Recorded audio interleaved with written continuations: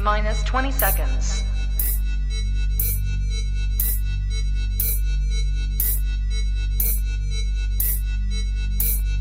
10, 9, 8, 7, 6, 5, 4, 3, 2, 1, 0.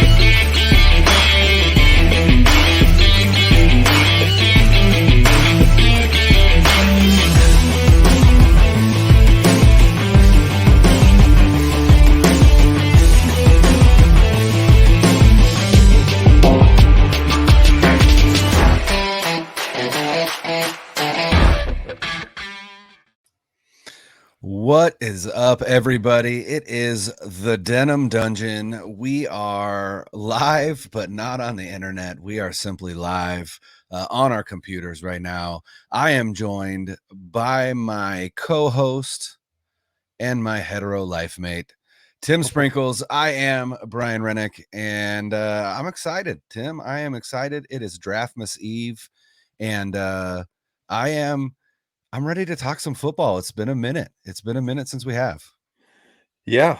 I mean, the last time we were on, we joined the Sprint Right Option That's right. podcast, which was a great collab. We love those guys. Jason and Andrew are phenomenal. Yeah, Jason's at the draft right now. He is. He's in Vegas. At work today, I got the picture of him with his credentials, and I just kind of sat back and went, all right, let's go back to working with these kids getting yelled at by parents. It's all good. Not quite the same, right? I'm real happy for him. I'm real happy for Jordan. Elliott. I'm real proud of those guys and the moves they're making. They're doing big things. They are. And what's pretty cool is that, you are a contributor at 49er Web Zone, as am I. You are an editor. Yeah. And editor. But, that's how Jason got his start with that 49ers Web Zone. And it gives, shout out to 49ers Web Zone, because it gives an opportunity for a lot of people to provide a lot of great opinions, a lot of great content. And it kind of keeps, the 49er faithful, I guess, their appetite for content. Yeah, it's just another avenue, another aisle in the buffet, if you will, of content to gorge on, because it is a never-ending option of, for God's sakes, for weeks it was all about Jimmy Garoppolo and will he be traded, won't he? And it seems like within days, Deebo Samuel has completely taken away all of the Jimmy Garoppolo scuttlebutt, if you will. I learned that word from you. I love it. Taking away the Jimmy scuttle, and now all 49ers Twitter can talk about is, will Deebo Samuel be traded? Will he be traded before the draft? On the day of the draft? Will he stay on the team moving forward? Obviously, this is going to be our first topic of the debate. But what do you think, Brian? Give me your opinion. We've heard so much. The national media loves to roll with narratives. And you remember, about a year ago today, the national media was guaranteeing the fact that Mac Jones at 3 was going to be the third pick in the NFL draft by the San Francisco 49ers, that it was a done deal, that Mac was Kyle's guy. Everybody in the organization was on board. And obviously we at the Denim Dungeon never believed that for 1 second. I was saying, in fact, I published an article on the Web Zone, and the title of that article was "The 49ers are not drafting Mac Jones." And I felt pretty vindicated. Yeah. I mean, we even so much as football enthusiasts ourselves, we put our money where our mouths were, You sure did. and we put wagers on the fact that Mac Jones, you put one specifically on the fact that Mac Jones was not going to go to Yes. the 49ers. I Yes. didn't know that one was there. Very smart move on your part. But I hedged our bet. Yeah. We you had really money. did. We had money on Justin Fields, and I hedged our bet. And like I said, I bet on it wasn't that Mac Jones wasn't going to the 49ers. I believe I bet the under on or the over on draft slot for Mac Jones. And because it was I think it was like 4. I believe they had it set at 4. And Okay. I took the over on that. You And I was took like, the over. because he's not going to the 49ers. I was confident. You were confident because the information that we were receiving from people that we trust Mhm, that have direct lines of communication within the organization, mhm, they were telling us that there was no chance that Mac Jones, at that point, Kyle was not going to take Mac Jones. mhm. Me personally, I think back to that time and I remember I posted, I think it was a tweet or it was something about along the lines of my quarterbacks for the 49ers going into last year's draft were 1A, Justin Fields, 1B, Trey Lance. My Mhm. thought process behind that was that Kyle was done with Jimmy Mhm. and that he was looking to move on. Yeah. I thought he was ready to move forward at that point and not live with Jimmy for another year. If I would have known that what Yeah. I know now, knowing that Kyle was fine, Yeah. rolling another year with Jimmy Garoppolo, then I probably would have flipped Lance and Fields because Lance, in my opinion, has more potential than Mhm. Fields. But Fields was more uh, day one ready to Yeah, be he a was ready. starter in the NFL. Yeah. So That was the other thing for me. Part of, part of writing that article was really just also, I would say, like the courage of my convictions in thinking there's no way that Kyle Shanahan was going to trade 3 first-round picks to move up to draft Mac Jones, who is essentially just a younger Jimmy Garoppolo, a little bit more arm talent, a little bit more talent for the deep ball. But outside of that, it was like, why would he give up that kind of capital to just essentially draft a younger version of the quarterback he already has? It just never made any sense to me. And so it was just that coupled with information that we were getting. And I was like, there's no way that, there's no way that they're taking Mac Jones at 3. But yeah, this year now, right? It's not quite as exciting because as it stands, the 49ers do not have a selection in the first round, which is tomorrow, Thursday, April 28th. But as you said earlier, the storyline, there's been 2 storylines that have dominated the 49ers offseason. And the first half of the offseason, that storyline, as you said, was Jimmy Garoppolo. And since then, it has come to Deebo Samuel. Deebo Samuel, the wide receiver, going into the 4th year and final year of his contract. He was a 2nd-round pick, eligible for an extension. Everybody on board. Hey, the 49ers are going to extend Deebo, just like in previous off seasons, they extended Fred Warner. And then the offseason before that, George Kittle. It was like, hey, it's just a foregone conclusion. Deebo's going to get his money. And then 2 weeks ago, it was reported that Deebo Samuel had requested a trade from the 49ers. And that storyline has not died down. And the thing that I'm most excited about is it really feels like we are less than 24 hours away now from finally having a resolution to, is Deebo going to be traded? Is he not going to be traded? Because if he is not traded by the end of the first round of the NFL draft, there is zero chance that he's getting traded. yeah. Zero chance. So really, like I said, we're less than 24 hours away from knowing. So what does my gut say? I think my gut says he stays. But I think it's not going to get any prettier, Right. and it may even get uglier before it gets prettier. But it just feels like Kyle's going to be the one that ends up making this work and making this happen. And so again, just like last year, I guess I place all my faith in Kyle Shanahan. Which Okay.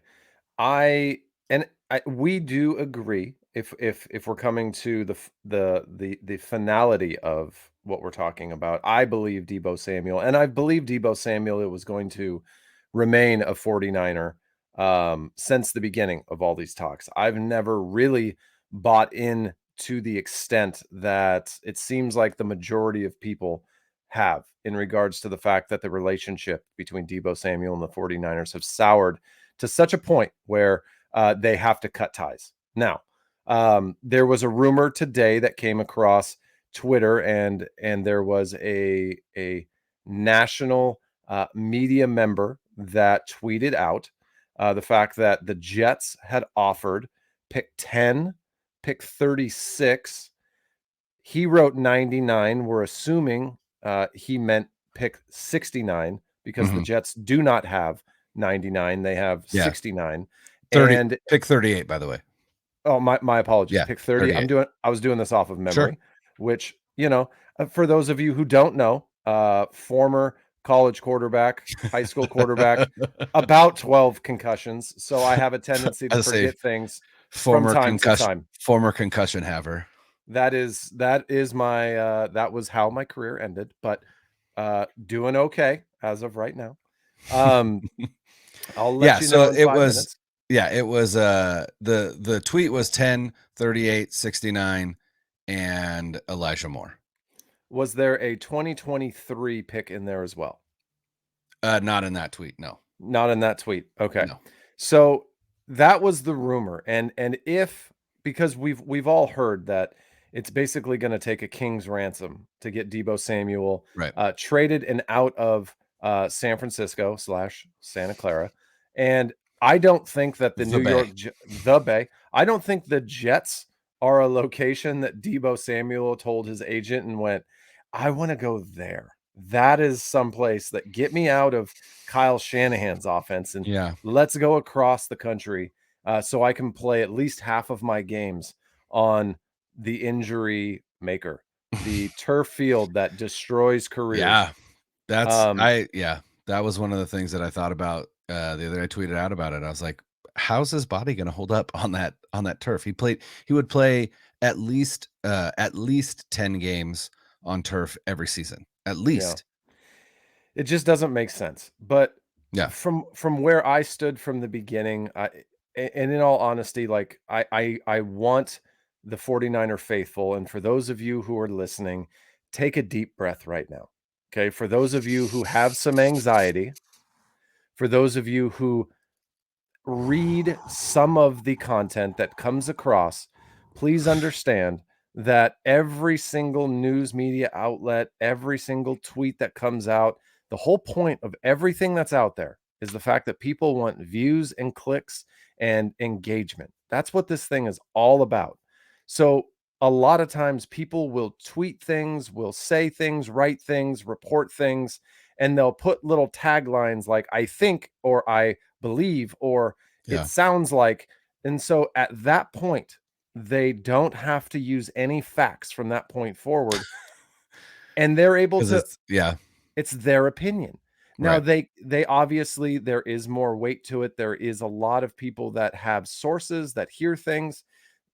I understand that, but please understand that from anybody that's played the sport, especially at an incredibly high level, the interviews that I listen to the most, the players, Fred Warner, Mike McGlinchey, the people that are coming out and talking about the Deebo situation, where they are reporting and saying they completely understand what Deebo is doing. It has not changed how they feel about him or how they feel about how he contributes to the 49ers on the field.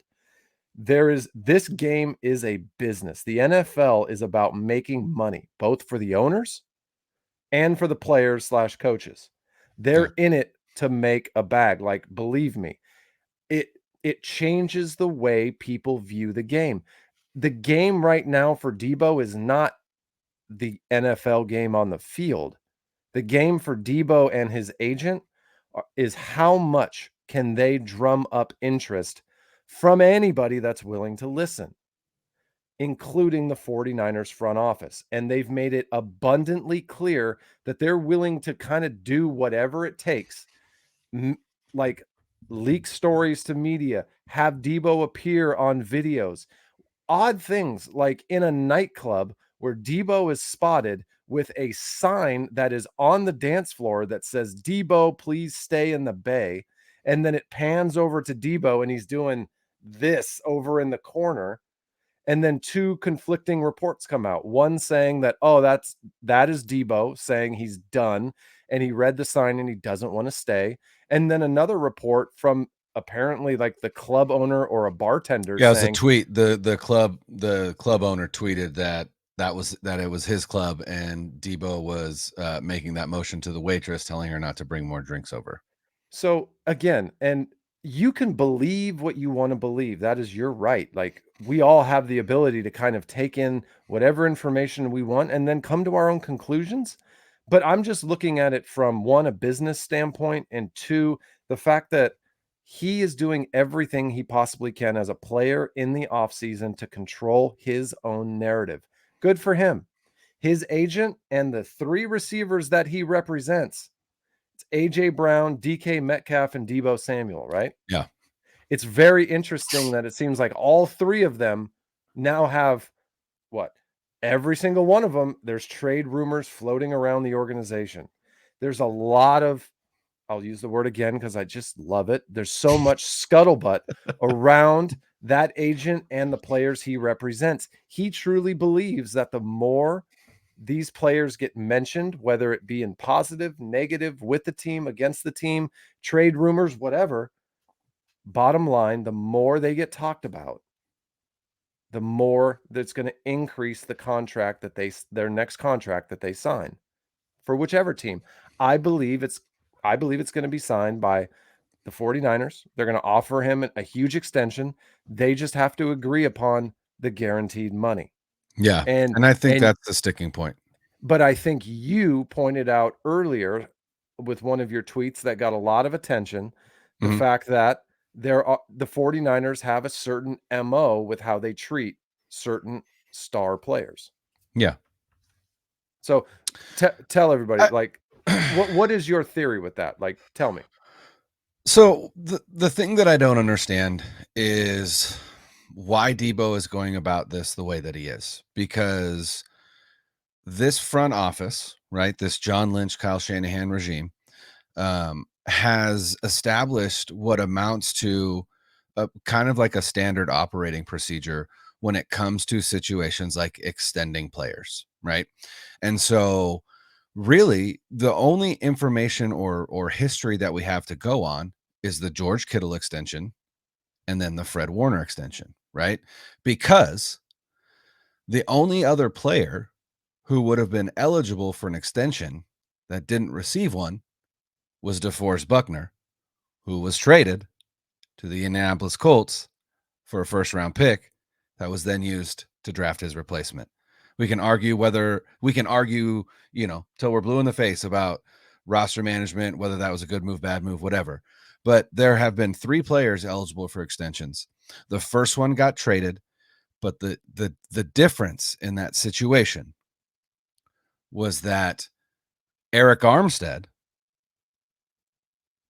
was a pending free agent at the same time that DeForest Buckner was eligible for an extension. And the 49ers essentially had to choose between the two.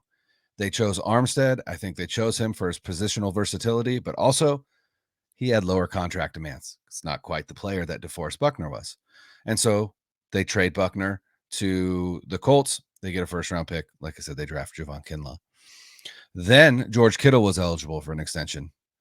And what we know now about that was that the first initial offer was really low.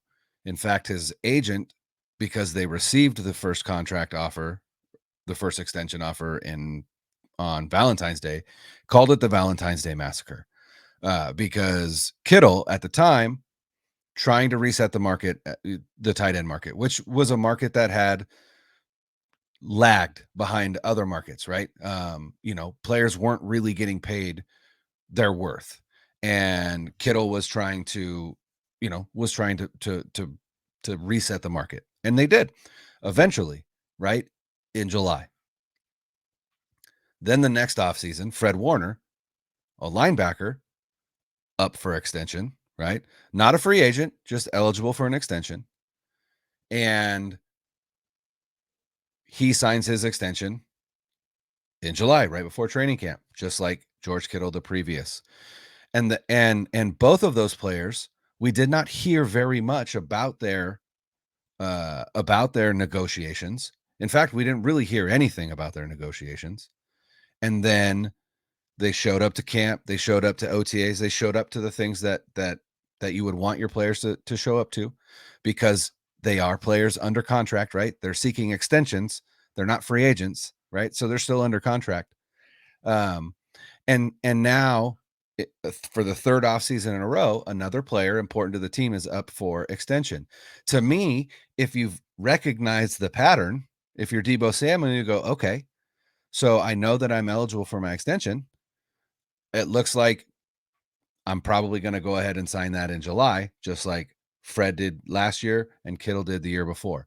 And each time those players signed contracts at the top of the market.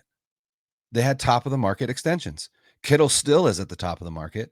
Warner no longer is, because Darius Leonard signed after him. But both of them had top of the market extension deals given to them.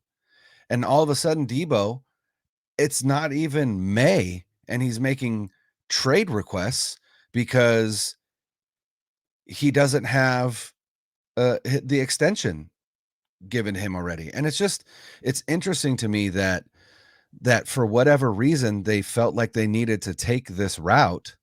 And Richard Sherman on his podcast earlier today talked about it. And he said, that he essentially, he thinks that Deebo is going to remain with the 49ers. He's pretty confident of that. I think both of us are as well.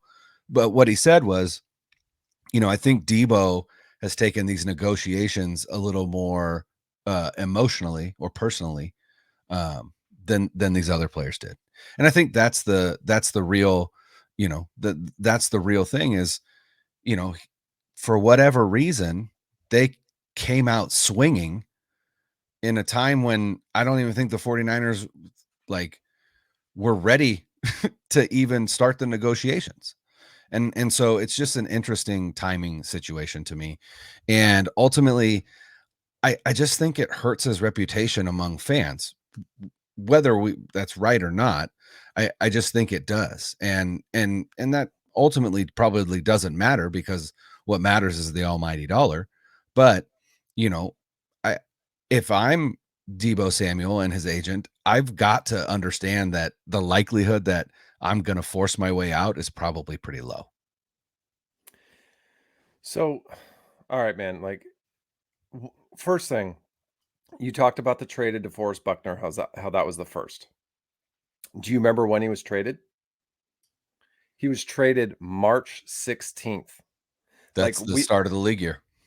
So we were at a point where, like you said, you gave the scenario, but it happened much earlier before the draft, because let's face the facts, the 49ers front office, they're very intelligent when it comes to football concepts, scheming, and in my opinion, just you can argue some of the misses, but they're really good at talent evaluation. They want to know where they're drafting. I say I agree with you. Yeah. I mean, listen to the players that you're talking about. Like the players you're talking about drafted by this regime up for contract extensions. I mean, you're talking about the George Kittles, the Fred Warners, two players in their respective positions that are arguably the best in the NFL. Deebo Samuel, who is an all-pro, respectively in the top 2, 3, 4, 5 in the conversation in the league. Another player you didn't mention, Nick Bosa, potentially number 1, 2, or 3 in the league at his position. Like the top end of the draft and the lower rounds, this organization does know how to find really good talent. Yeah. So they want to know where they're picking. So the fact that, if anyone wants to argue the fact that, DeForest Buckner got traded, so no one's safe, Deebo's out. Well, that's awesome, but he was traded long before the draft ever happened. Yeah. Okay, so now we're sitting at a point where the 49ers they don't have a first round draft pick. The thought process is that they're going to get a king's ransom for Deebo Samuel if it's going to happen, which would mean they'd probably get a top 10 selection. Now, when you have a top 10 selection, you're either going to select one of the best potential athletes, players in the draft, or you trade back and multiply your picks, but you still have to have day one evaluations done.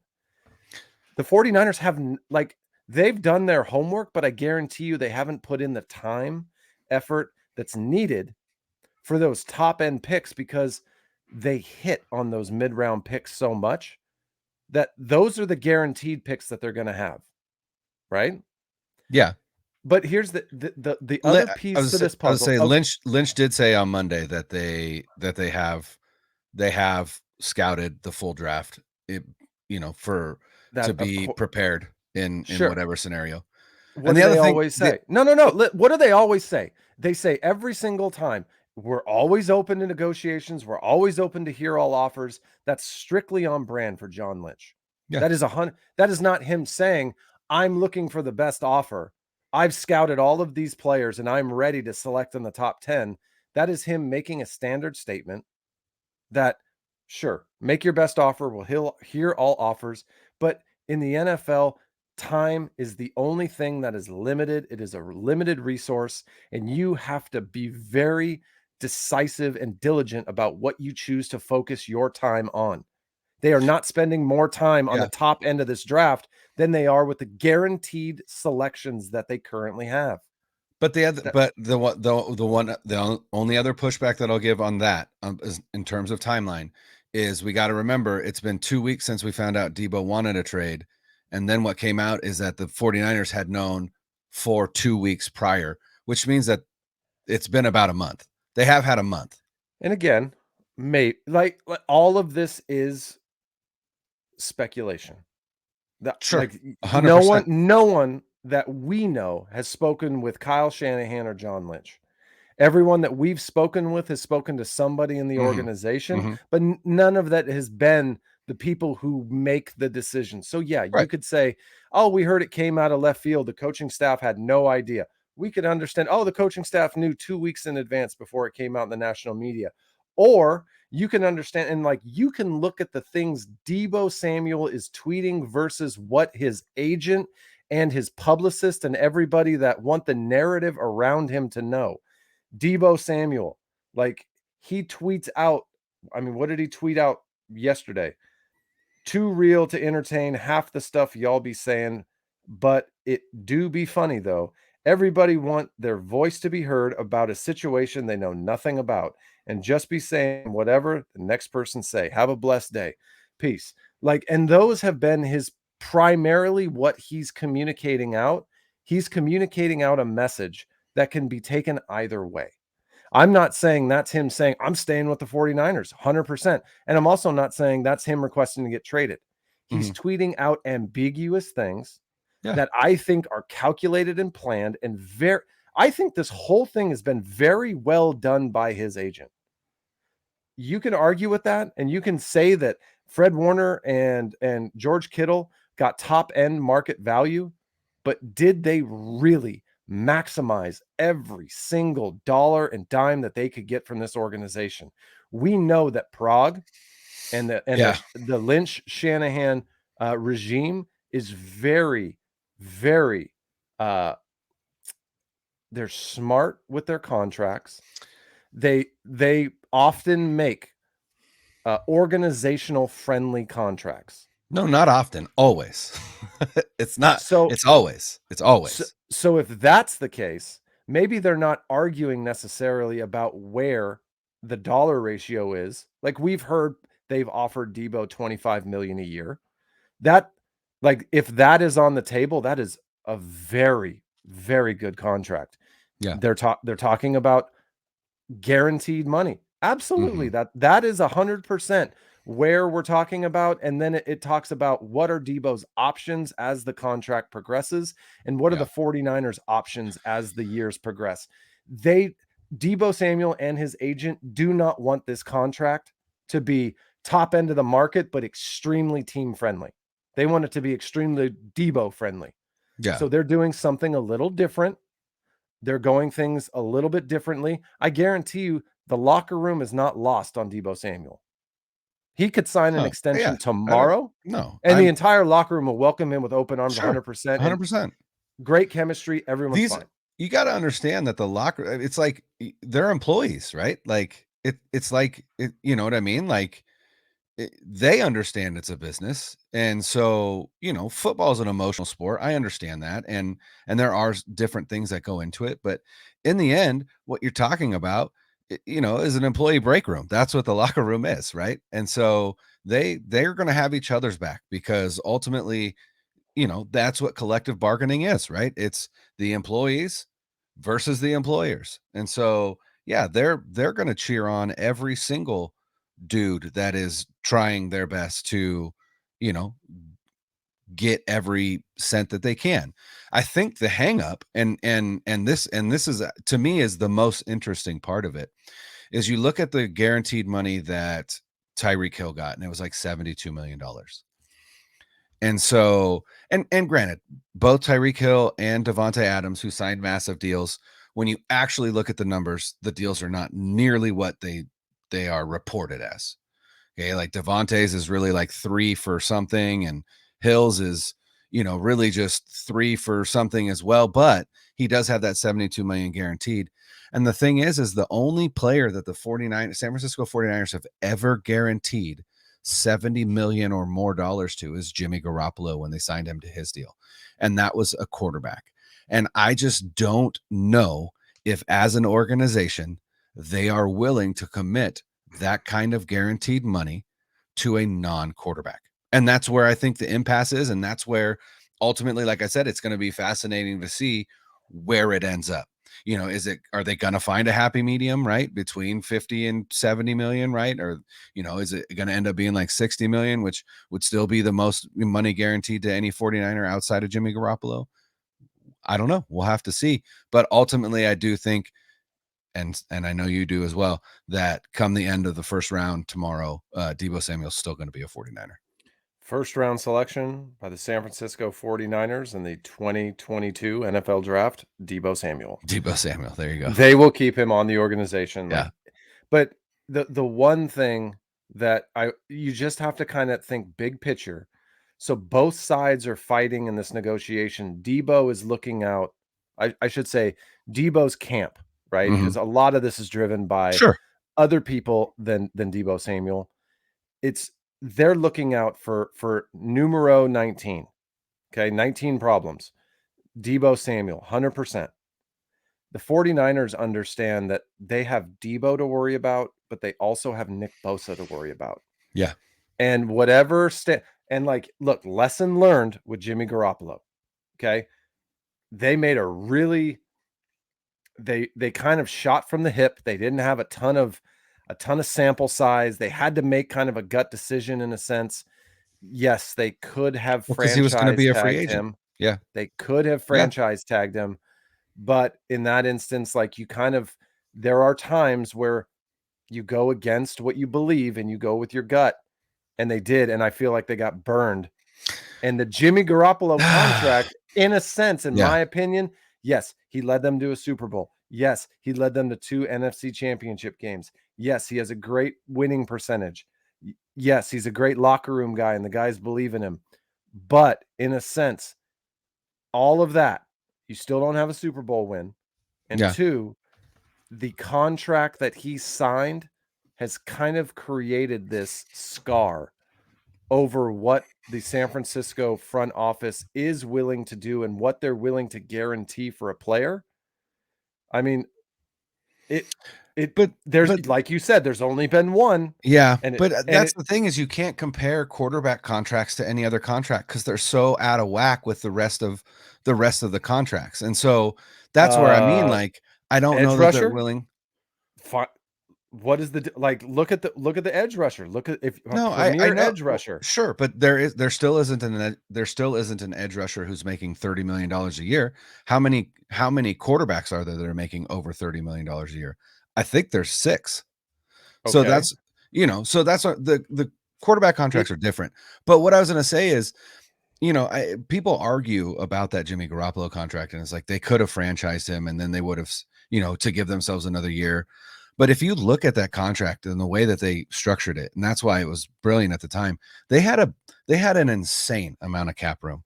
The off season that they signed Jimmy Garoppolo.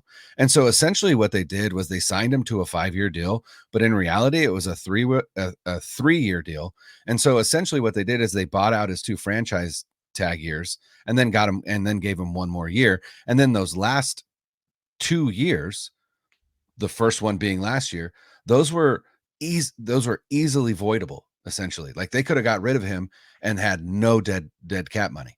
And so that's kind of the beauty of that contract is in reality, they franchised him twice and then just gave him an extra season. And so I don't think that the contract that Jimmy Garoppolo, because the other thing that was interesting, I forgot about this. I looked it up today.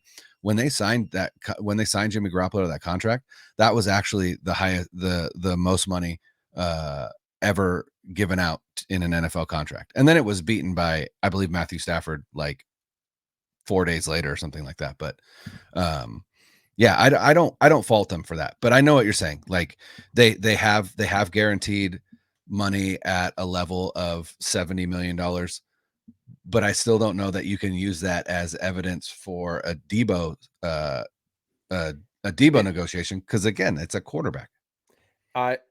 Yes, it's hard to compare those positions, but everybody in the NFL is making more money.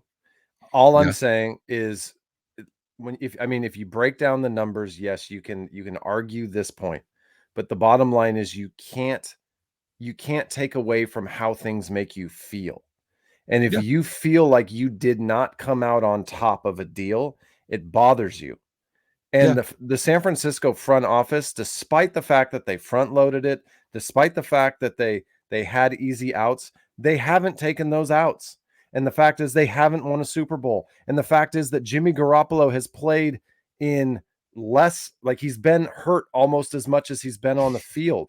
Like there are situations that whether it was Jimmy's fault or not, it really left a bad taste in the organization's mouth in regards to what they guaranteed him, because he has not given them, in my opinion, the money that they have paid him. A quarterback that has been paid far less has made NFC championship games or conference championship games. Quarterbacks that have made far less have lost Super Bowls. Again, I'm not faulting him. He's done he's done good things. Is he worth the dollars that he was paid and guaranteed? No. Probably not. Yeah. Not in my opinion. Yeah. And if you lose that negotiation, and that the front office did, in my opinion, maybe not by a ton, but they definitely didn't come out ahead, it leaves you with a different thought process moving forward. Fool me once, shame on you. Fool me twice, shame on me. Never fool me again. Fool me a third time. Never fool me again. You're never gonna fool me again. Yeah, no, I get it. I fully, are they gun shy? Are they essentially gun shy? And that's the other thing. What, how did they get burned by Jimmy? Because of injuries. What are you afraid of with Deebo Samuel? Injuries. Yeah. I mean, theoretically, you should be afraid for every player in football because football is a violent sport that has lots of injuries. But the two in particular that are coming up right now, Deebo Samuel and Nick Bosa, those are two players that when they play, top end talent, potentially the best two in the league at their position. There are stats to argue that. On the flip side of it, they're injury prone. Yeah. Dating back to college. Yep. Yeah. So there's a big hesitation when you say guaranteed money. Right. Guaranteed and injury prone don't normally go together. Yeah, exactly. And that was that was the thing about with Bosa is you can't fault him for that knee injury, but now you have that knee injury. Plus he tore an ACL in high school and he had that core muscle injury at Ohio State. And so again, it's like it's the guaranteed aspect of it. that I think is the biggest bugaboo. And then you got to remember what happened the last time the 49ers gave a bunch of money to a defensive end, D Ford. So again, gun shy one of there the worst contracts that sure. this regime has put forward. For sure. So you think about the two contracts that have put them in the most financial risk or obligation have kind of come out on the side where the players won, the organization lost. Yeah. So so why in the world would you not, if you're Deebo's camp, do everything in your power? They don't have much control. Let's be real clear about this. Yeah, they have almost no leverage. So what do they have control of? The media, the narrative. That's the only thing they have a say in.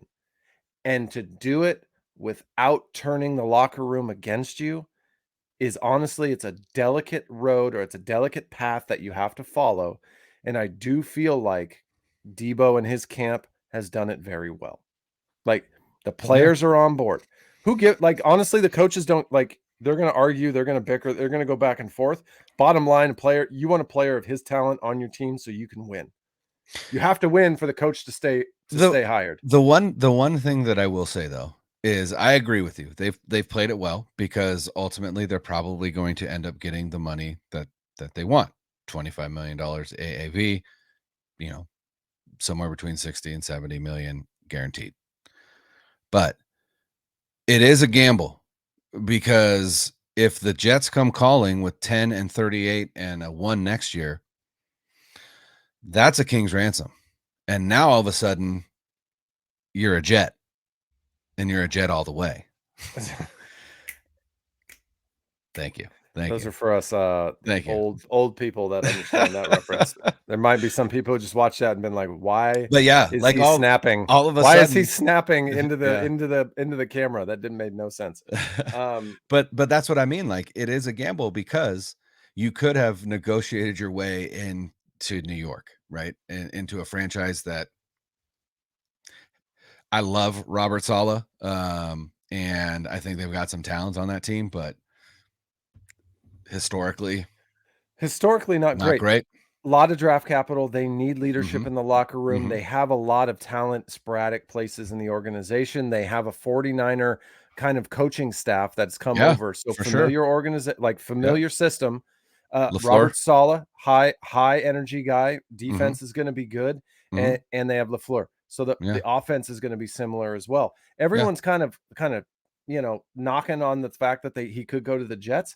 Do you remember what the 49ers record was before they went to the Super Bowl? What was their record? How many games did they win? In 2018? Yeah. 2. How many did they win? 2? 2. Oh, interesting. So an organization can flip. They can literally go from being one of the worst organizations to one of the best organizations, just based upon the fact that they added a few players, kept some key personnel around, some players matured. Well, and they got a quarterback. That was the thing. They lost 14 games because Jimmy Garoppolo got hurt in the third game. Sure. But are you telling me that Zach Wilson is a bust? Are you telling me that we don't know, but is his talent immense? Sure. Does he have a ton of potential? Yeah. Is he in a system that he needs a playmaker like Deebo Samuel, somebody that can catch the ball behind the line of scrimmage and take it 75, 80 yards? By the way, I would also argue 10 and 38 and Elijah Moore instead of next year's 1. I would take that as well. That to me would be a king's ransom. But what I was going to say is, the thing that I love about New York is, if they gave up 10 and 38, neither one of those were their picks. Those were picks that they got. 10 is from Seattle, which is the other thing that I would tickle me, is that's still in play. That is the first round pick that Seattle gave up for the second first round pick that Seattle gave up for Jamal Adams. And then pick 38 was from the Panthers for Sam Darnold. So again, even if they gave up 10 and 38, now granted, they are their assets, they own them. So I get that. I understand that. But it still kind of feels like, hey, we didn't really have to give up our stuff. We just had to give up kind of some stuff that we had gotten from other people. That's cool. But is it as cool as Deebo Samuel? Probably not. Right. Like, if you can turn Jamal Adams and Sam Darnold into Deebo Samuel, that seems like a pretty good trade. I'd take that. They Yeah. have their 4 pick. They have 10 from Seattle. They have 35. They have 38 from Carolina. They Mhm. have 69. They have 111 from Mhm. Carolina. They have Mhm. 117 from Minnesota, 146, and 163 from Pittsburgh. Yeah, they I got a mean, lot of they got a ton of ammo. They could give up a first and a second for Deebo Samuel and still have a first and a second. Mhm. Yeah. And And that's the thing. Yeah. better Yeah, first and this year. seconds, giving up Right, their 2 exactly. Higher worst. first and seconds. Yeah. Okay, Yeah. so does it make sense for the Jets to make this trade offer? Absolutely. 100%. 100%. Absolutely. But Do like it. I said, I think the hang up for them would be next year's one and or Elijah Moore. Like that's the thing where it's like 10 and 38 is probably, and to be perfectly honest, in a vacuum, 10 and 38 should be enough, right? For that trade, right? That's more than what the Dolphins gave up for Tyreek Hill and what the Raiders gave up for Devontae Adams. Okay. So both of those receivers are better than Deebo Samuel. And 10 and 38 is, like I said, more than what those teams gave up to get those two guys. But I see you wagging your finger at me. Deebo Samuel is younger. Okay. So there's one. And two, he has that versatility that those other guys, while incredible, don't necessarily have. But that's where I'm saying like 10 and 38 should be enough. But if you're the 49ers, you're like, no, we want to keep him.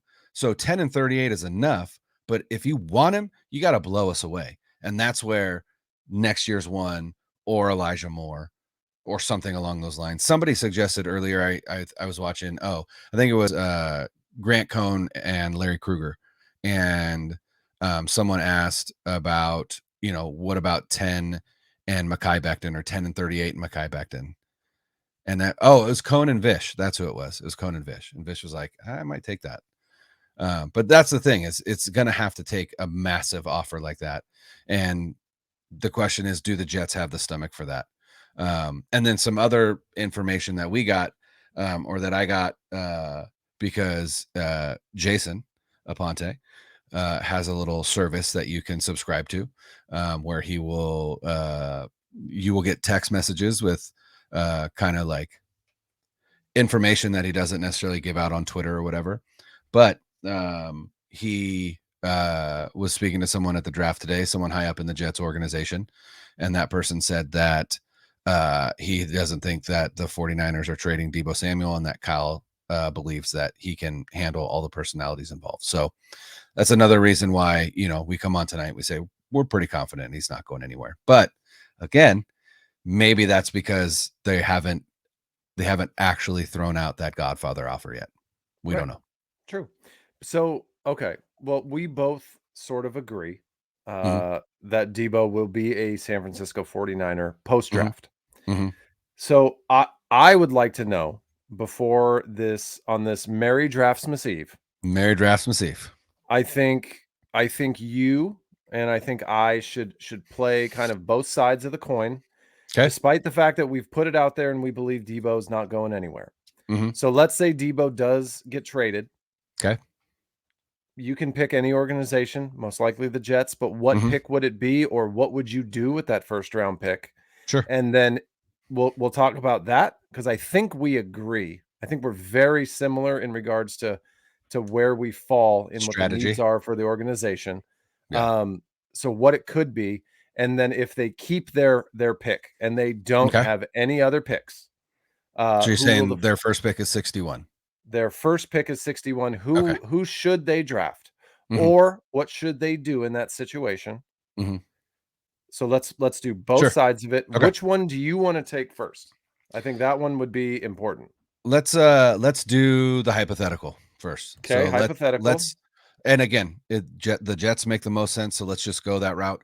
And let's say, for the sake of the hypothetical, that we're just focusing on the 2022 draft, and in that draft the Jets have given up 10 and 38. Okay. Yeah. So at pick 10, okay, for me, I think it's far more important to trade back than it is to select a player at 10. And the reason being is because I think what you can do, depending on how far back you go, if you're going back a few spots, if you're going back into the teens, then by trading back, you're getting more ammunition in the second round. So more than likely, or more ammunition in the third round, again, depending on what you can get for it. If you're trading back into the 20s from 10, then I think you can get next year's one. And if you do that, all of a sudden you have now replaced both first round picks that you gave up for Trey Lance. So you've recouped all of the, or most of the assets that you got, or that you gave up for Trey Lance. So that would be my strategy. My strategy would, and my desire for them would be to trade back. If they could not trade back, or if they did not trade back and they decided to draft a player at 10, obviously we have no idea who would be there. But in my opinion, if one of the top 4 or 5 edge players is still there, I think they would go that route. If one of the top 2 corners is there, either Sauce Gardner or Derek Stingley, I think they would go that route. So, I mean, do you think Ahmad Gardner is the number 1 corner in the draft? I do. And Stingley's number 2? 2, from LSU? Okay. Yeah. And then McDuffie would be 3. Okay. From Washington. Yes, correct. Yeah. Okay. So I think, yeah, I would actually be relatively disappointed if at 10 they took a receiver. Right? Which is what they did in 2020 when they traded DeForest Buckner and then just drafted his replacement. But where did they draft Kinlaw? They got pick 12 and then traded back with the Bucks to 13 and drafted Kinlaw there. Mm-hmm. So they did have the ability to go back, no matter how far it was. They picked up spots before they picked up his replacement. It wasn't like there was a player in mind and they said, we're going after this guy at all costs. Right. I mean, I still think Kinlaw was their target, and I think they knew that the Bucks weren't coming up to get Kinlaw, or at least they were pretty confident in it. Although ultimately I would have been much happier if the Bucks did actually grab Kinlaw and then the 49ers could have drafted Tristan Wirfs. But if they did that, then we wouldn't have Trent Williams. So it's hard. It's tough. But yeah, I would be disappointed if they took a receiver at 10. I just feel like the value isn't there with the guys that are in this draft. If they did, I would assume it would be either Jameson Williams or I don't even know. I think it would, or maybe if Garrett Wilson is there, but both of those guys don't scream Kyle Shanahan to me. Now, granted, maybe Kyle's looking for something different now, especially if they're moving on from Deebo, then that's what's happening in this scenario. But yeah, I just don't see them. I just don't see them valuing a receiver that high. Okay. So who are you taking? You can have any pick now. Apparently you could have a trade back. You could have draft wherever. Who would you take in the first round if you had that first round pick? You get to pick your spot. Sure. 10 or back. Sure. And you get to pick your position and player. Who would you have? Yeah. I would love to see them trade back into the mid-teens and draft Tyler Linderbaum, the center from Iowa. There it is. There it is.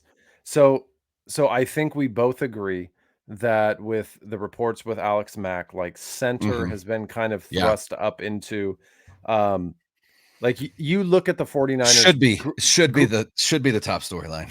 Greatest needs, right, of this organization. And before sort of the speculation about Alex Mack, I would have said center is 3 because he's still unknown. Now it seems like he's most likely going to retire. Yeah. So center is such an important position, especially in Kyle Shanahan's offense. Yeah. I say that is absolutely number 1 in terms of need. And in terms of when you look at big picture, because the other positions, whether Deebo stays or goes, wide receiver isn't going to be necessarily one of the top 3 things that the 49ers need. No. They need a cornerback. They need interior line, both at the guard and the center position.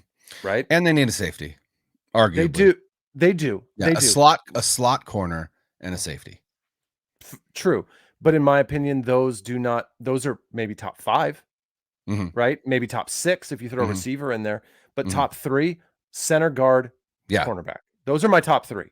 Now, you look at the draft, and we both agree. Let me real quick. Let me Go ask ahead. you a question. So you say cornerback. When you say cornerback, why do you feel like that is the third behind center guard, or second if you want to consider interior O-line one unit? Well, in terms of the cornerback position, you have 2 different positions. You have slot corner and you have outside corner. You Right. can argue that Travarius Ward and Emmanuel Mosley are your 2 guys on the outside, Mm-hmm. but who's your slot corner?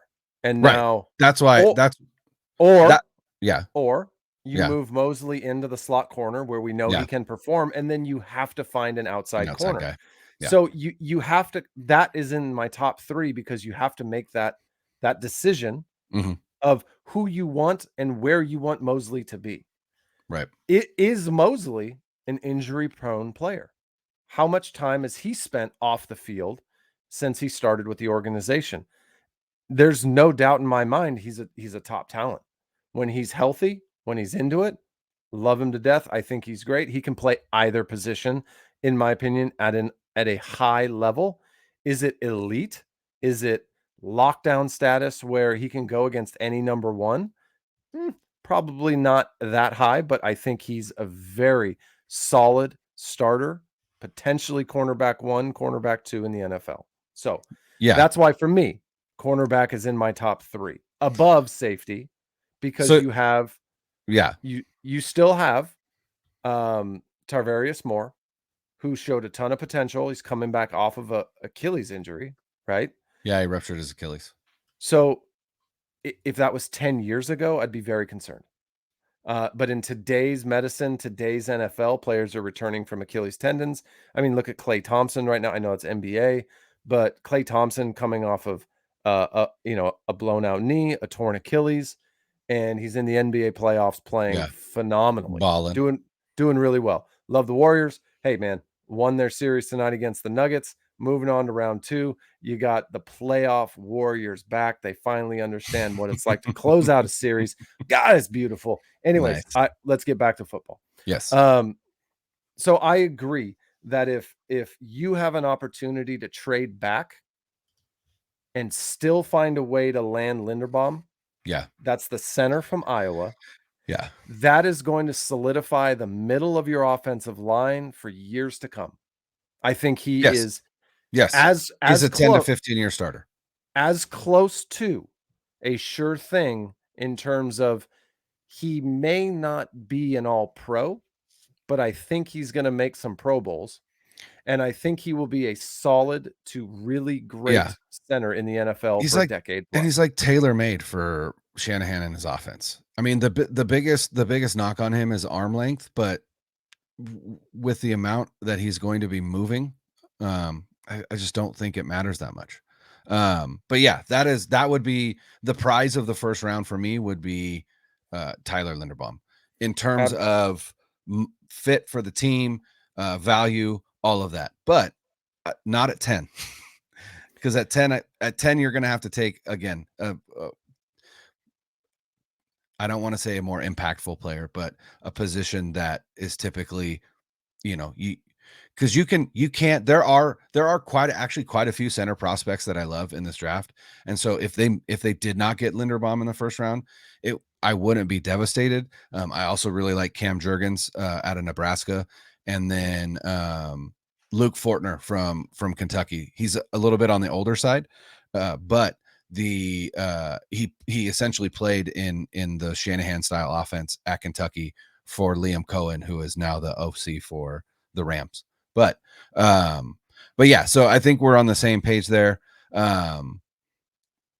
So then it is because you talked about the 2 corners that at 10, if they showed up, right, you Sauce would take or Derek Stingley. Right. I totally agree with that. Is there a receiver? Like, let's just say, okay, At 10? I'm going to throw out a name, and it's maybe a little controversial because there's a large debate in the draft on whether or not he goes really early or he could fall late, right? And that's Jameson Williams Mm-hmm. from Mm-hmm. from Alabama, Alabama. a 6'1". I mean, he was 180 last year, Mm-hmm. but he's going to put on weight. Mm-hmm. He tore his ACL in the national championship game, and your heart broke for the kid that he No, worked so hard. I thought he was the one that tore it early in the season because he'll be ready like after the first month of the season. I thought No, John Mechie was the one that tore it in the championship game. no, I'm pretty sure Williams Okay, tore it in sorry. the Go ahead. national champ. It's okay, Go ahead. but he's probably the best deep ball threat in the draft.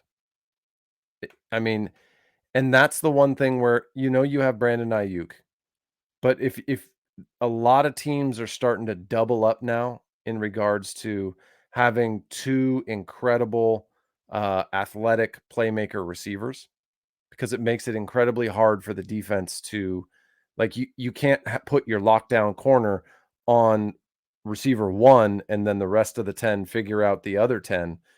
It makes it so you have to have two stud corners, which not a lot of teams have two Yeah, cornerback ones. you were right, by the way. It was the title game. Thank you. Yeah. Rare occasions. I get it right. Rare occasions. And I know that we're talking about, and people could be screaming right now at whatever listening device they have, Mhm. and they're saying, "You just traded Deebo. You had another star receiver, but Deebo is not that type of receiver." Yeah. With with the athletic ability, with the arm strength, the downfield accuracy that Trey Lance possesses, Mhm.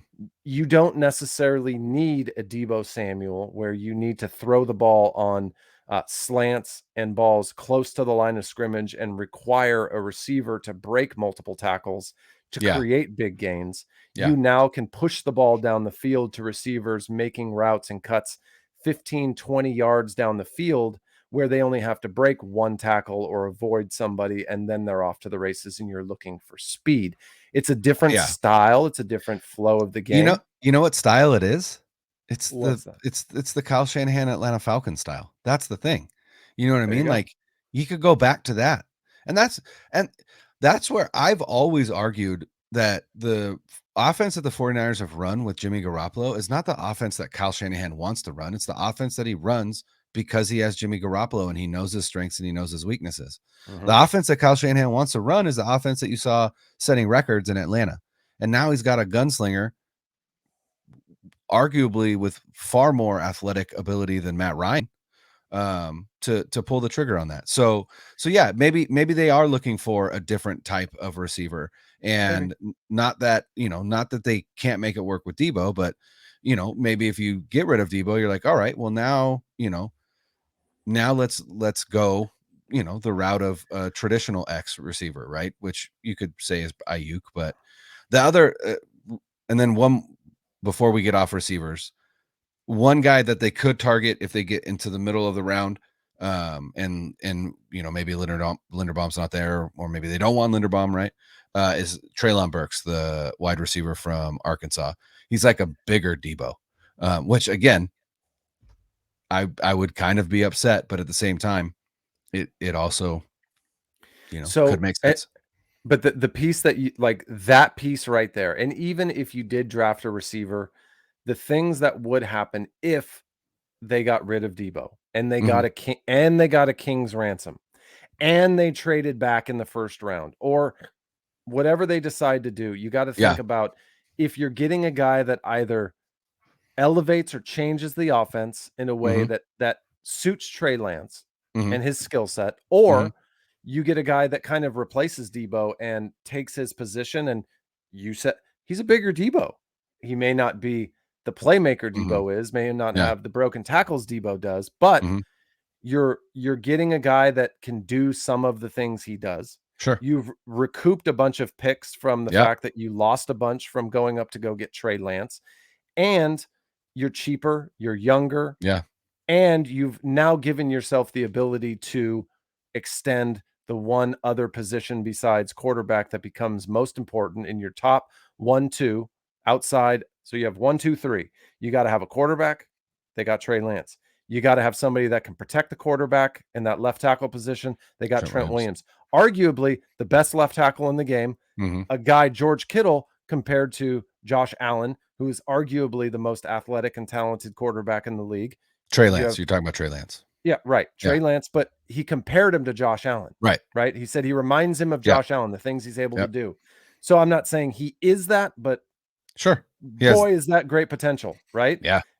So you have the two, and then the guy to go after the other guy's quarterback, right? So Nick Bosa. And you extend him and you give him his contract. So you could essentially fix the, like, not completely have, like, you've abandoned the receiver position.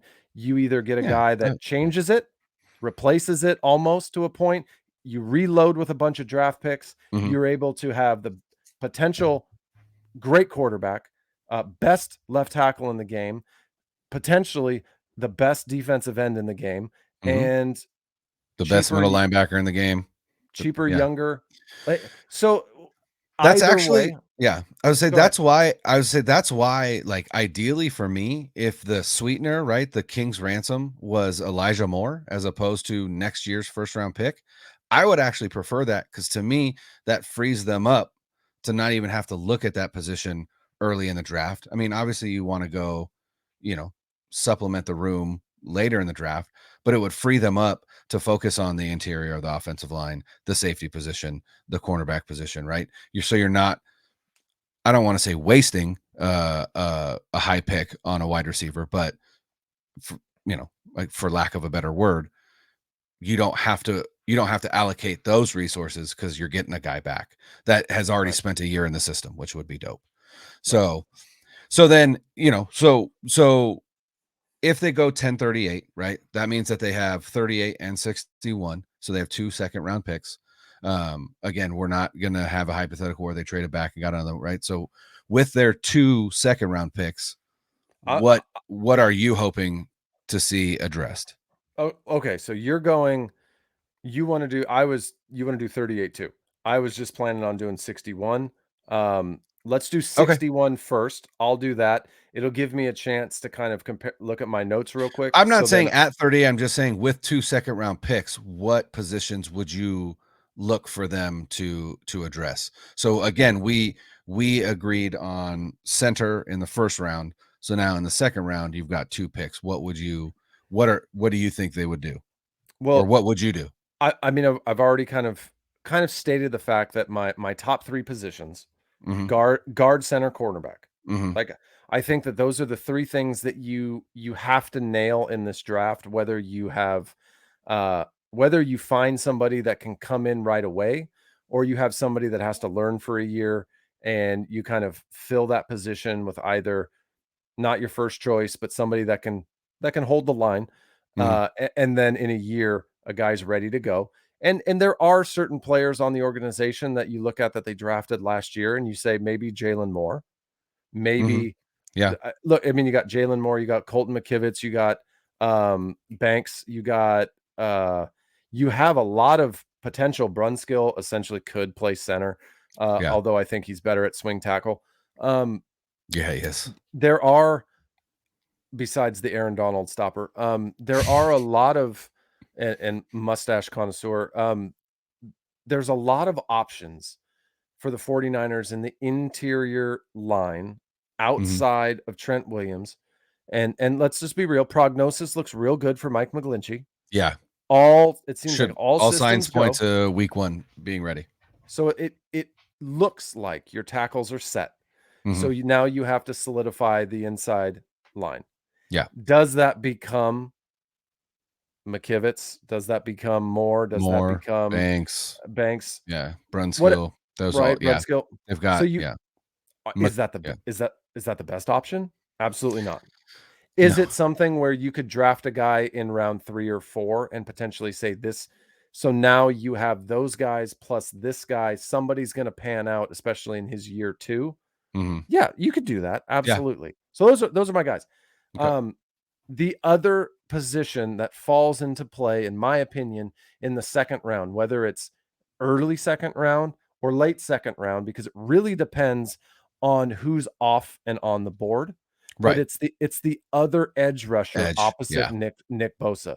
Yep. And that's the position where I personally think that if they have 38, 38.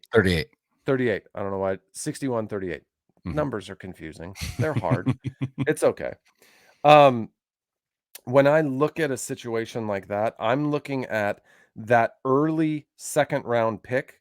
Obviously, you could look at somebody like, what is that? Is it like Boy Maffey? Is that how you Boy pronounce it? Mafe. Boya Mafe. Boya Boya Mafe. Boya Yeah. Mafe Mhm. from Minnesota. Mhm. I think he would be a phenomenal opposite Nick Bosa. Mhm. I like that. I like that opportunity. But you could get into other hypotheticals. I land in the edge if they haven't. So this is where it gets real complicated, and the 49ers could come up at 61, have not drafted up until this point, and the fan base is super excited to finally get a pick.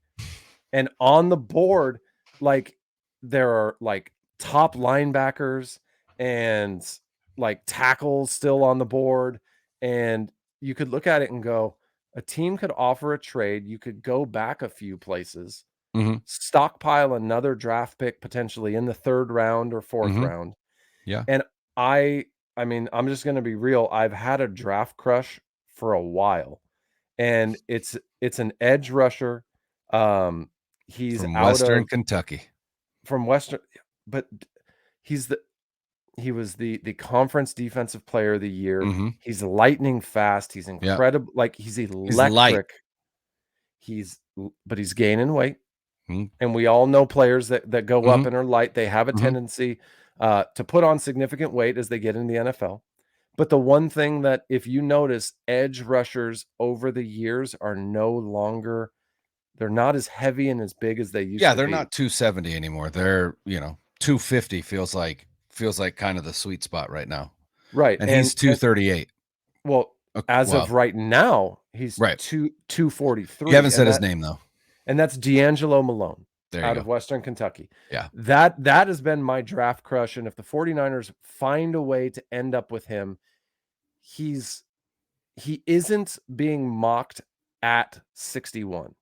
He's No, he's being mocked later. continuously a little bit later. Yeah. And that's where I feel, if the stars don't align at 61 and something doesn't line up, use that opportunity to go back a few places, let somebody go up and probably get a linebacker that's going to be available at that point, and then draft Malone to be opposite Nick Bosa in the years to come. And you are going to have it's that D Ford lightning fast. Yeah, Malone would be a situational pass rusher. Like, that would be his role. He would be in on obvious passing downs. He'd be in on the turbo package. He would fill that D Ford role. And yeah, I really like Malone, especially as a later edge option. Again, if they had 38, I feel like there's a tier of edge rushers that's going to be there in like the end of round 1 and then the beginning to middle of round 2.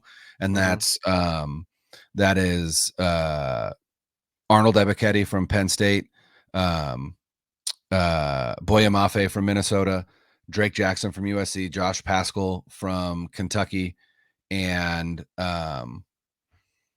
there's another one and I'm forgetting him, but Nick Bonito from Oklahoma. And they're kind of all in that range. And so I would imagine if they had, again, 10 and 38, I think they would probably go edge at 38. And then at 61, it feels like 61 is out of range for Jaquan Brisker, the safety from Penn State. But I actually really like Nick Cross out of Maryland. Yes. Yes. And 61, again, in terms of mocks, 61 tends to be a little bit early for him. But if they don't have any extra picks, 61 is their first. They don't pick again until 93. And I can almost guarantee he'd be gone by then. So I could see them going that route at 61. unless again an edge player fell or one of the kind of lower tier cornerback prospects like a Jalen Petrie, although I think he's going to go early in round 2. I think 61 is out of reach for him, but Jalen Petrie, I can't really think of any corners. It's really a lot of safeties in that kind of have that round 2 grade. Well, what are they? What Auburn's? It's Roger McCreary. That was Yeah. another guy. Yeah, Roger McCreary, and there's another one, but I just can't remember who. But yeah. So I think that would be. They also, I know, Dylan Parham, a guard from Memphis, is a guy that has visited with the 49ers. So has D'Angelo Malone. They've had him out on a visit. So they've been connected to him. Also Cole Strange, guard out of Tennessee, Chattanooga, right? Little Terrell Owens country.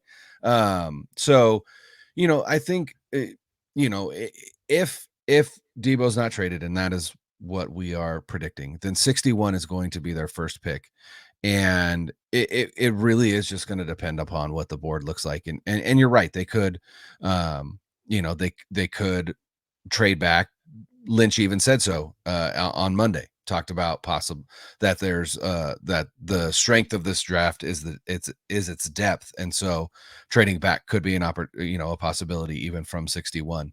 So, I think there's a lot of routes, but I think we also agree that, I would like to see within the first 4 picks, that they address interior offensive line, edge, corner, and safety. Like those are my top 4 priorities. I love it. Yeah. I think that's a great. I think that's if they can come away with even 3 of those positions being seriously addressed in the draft, this is a huge home run of a draft. This to me, this draft feels like the perfect draft for the 49ers organization. And the reason I say that is you alluded to it a second ago. It does not have the flashy quarterbacks, the top end, the top heavy drafts. You're not going to see what you saw last year. You're not going to see 5 first-round quarterbacks selected. You just don't. Honestly, I don't feel like any of the quarterbacks in this year's draft would have been selected in round 1 last year. No, absolutely right? Not. No. If Trey, and I said this earlier, if, like in a previous week, if Trey Lance was in this year's draft, he elected overwhelmingly number 1 pick. The Jaguars would have been thrilled because there would have been a bidding war for 1. Right. And they could have traded Trevor Lawrence and gone with Trey Lance, or they could have kept Trevor Lawrence and gotten a king's ransom for Trey Lance. Obviously, we know that the 49ers were willing to give up 3 firsts for him when he wasn't ready. So if he had a year of starting under his belt, probably another national championship, you're probably getting more than that. And which is crazy. And still just 22 years old. Still just 22 years old. There is one quarterback in this draft that is younger than Trey Lance. Oh, you know what? I'm wrong. He's not even younger than Trey Lance. Sam Howell out of UNC was born in March of 2000. Trey Lance was born in April of 2000. So again, not a single quarterback in this draft is younger than Trey Lance. Not a single one. So all in all, I love it. 49er fans, take a breath. It's okay. This whole plan has the potential to work out extremely well. But like you said, and to finish my thought, this is an extremely deep draft, especially in the mid rounds.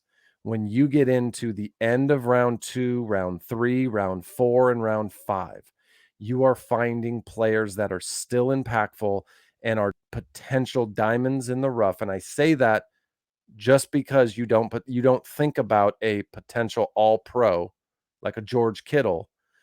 You find one of those, like that's a diamond in the rough in the 5th round. You think about, sure, Tom Brady selected later in the draft. Maybe what round was that? 5th round too? 6. Like 6th round. Like you realize that those don't come around super often, but this draft is unlike years in the past. This could be the deepest draft in the last 10 years. Yeah. because there are so many impactful positions that have numerous players that can make a difference. And teams that are in need aren't going to hog all of the players. Like, you select a quarterback, that's one spot and they go off the board quick. But there's teams have 2-3 cornerbacks, teams have 3-4 linebackers, teams have. So when you take all of that talent, all of that amazing talent that is in this draft, there's just an immense number of players. And when, like, my draft crush is Malone out of Western Kentucky, and he's potentially not even like, third or fourth round pick. I think he could be one of the most impactful players to be drafted this year. And he potentially could be a situational pass rusher in his first year where he can get 10 plus sacks because he gets to use everything he's good at. Yeah. Speed, technique, aggressiveness, tenacity, and the wide nine with Chris Kasurik as his coach. Boom, throw him in. That's phenomenal. But also, you have this incredibly deep receiver draft. You have players that you may see 3 or 4 receivers go in the first round. You may see 2. And 2 studs could fall into the second round, which then pushes that next wave back. Yeah. There's that's the advantage of a quarterback heavy draft, is it pushes players down because teams are, obsessed with, rightfully so, the quarterback position. Rightfully so. But usually, like, in the other drafts, when there's that many quarterbacks, it just isn't this deep.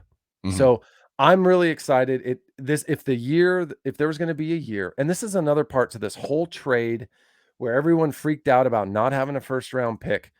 The 49ers front office obviously had the foresight to look forward and say, next year, there is no quarterback that we feel is better than Trey Lance next year.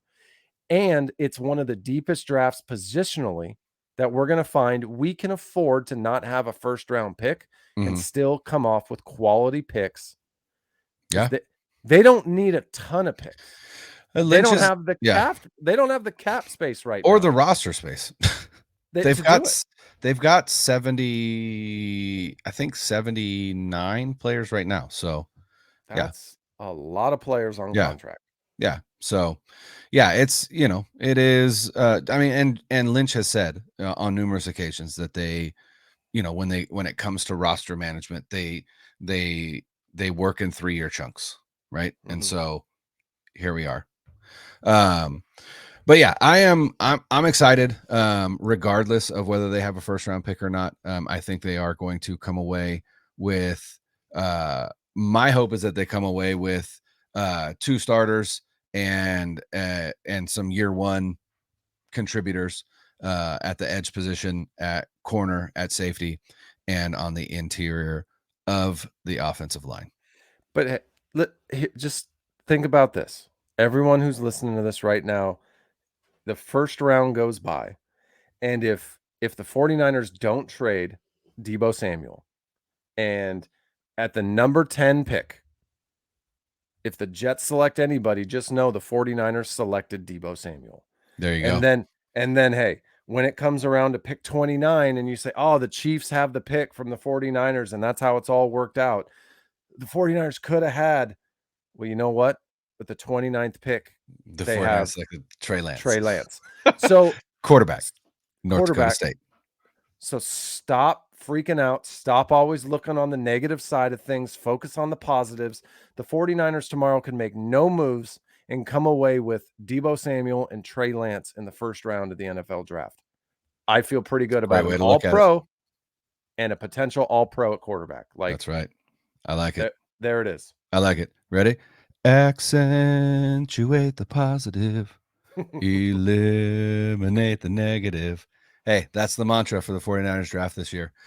Anything else you got, Tim, before we cheese on out of here? It's been almost 90 minutes. It's been a while since we talked ball, and we went long, but that's okay. And I love the fact that we text real quick and we're like, hey, let's do a quick pod. Let's just get something out there. Let's do a quick one. Nope. 90, almost 90 minutes of content for y'all out there. Yes, sir. There are a few people that listen to this podcast continuously and have been asking us to continuously put out content. And I do want to give some shout outs. And I think that is necessary. Let's go back and forth. I got a few. Okay. Do you want to start? Who's one you want to give a shout out to that always comes through for us? I got to shout out B-Chap, my guy B-Chap on Twitter, man. He Absolutely. is day one. He's a day one OG, and we appreciate you, man. Die hard, right? Die hard. Like somebody hit us up today, basically kind of pushed me over the edge to make sure that I could get this done. Colin, thank you, man, for hitting us up, asking for content. Really appreciate you. Love the fact that you listen. I love it. And obviously we got to shout out James. James is a loyal listener. He's probably going to be listening to this tomorrow morning, bright and early. So thank you, James. He's the only person I know that will send me feedback in some way, shape, or form before I wake up. Before I'm up for the day, it's already been listened to. It's already been analyzed, and I'm getting some type of feedback. So I appreciate that. I appreciate Chris. I know that he listens too. I know Kevin listens. There's some people out there that really, just make this fun for us. So we appreciate y'all. Kevin is I would say Kevin is our resident Dolphins fan. And so, it's kind of like he's a 49ers fan with Mike McDaniel. And it's kind of like I'm a Dolphins fan because I'm going to root for whatever Mike McDaniel does. I love that guy. That guy's a legend. Absolutely. I think there's no doubt now that the Niners and the Dolphins, just like the Niners and the Jets, there is some connection there. So sure. Because of the coaching staff, because of players that move, hey, good on you. So for those of you who are our loyal listeners, we appreciate you.